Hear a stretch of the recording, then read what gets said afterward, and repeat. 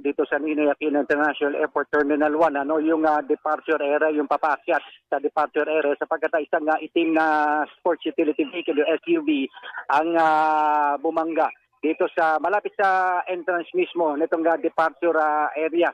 At nandito pa siya, no? At sa impormasyon na nakuha natin mula sa mga otoridad dito ay may ilang nasugatan. Pero bukod doon sa mga nasugatan, meron ako nakita doon sa gawing ilalim nitong SUV na tinakpan na nila ng kumot. So hindi pa natin alam kung ano yung buong detalye rito. At doon sa aking nauliligan lamang dito sa mga nag-uusap-usap ng mga tao rito ay bigla na lamang daw sumibat yung sasakyan papunta doon sa harapan ng entrance dito sa Terminal 1 departure area ng Ninoy Aquino International Airport. So sa ngayon, talagang mabagal ang usad. Yung ilang pasero, nakita ko, naglalakad mga baba, at kinordon na ng mga tauhan ng Philippine National Police at ng Airport Police, Aviation Security. Itong harapan mismo ng entrance ng NAIA Terminal 1. Kung nakaharap ka sa NAIA, yung gawing kanan, yung entrance sa gawing kanan, doon bumangga itong SUV. Makikita yan doon sa ating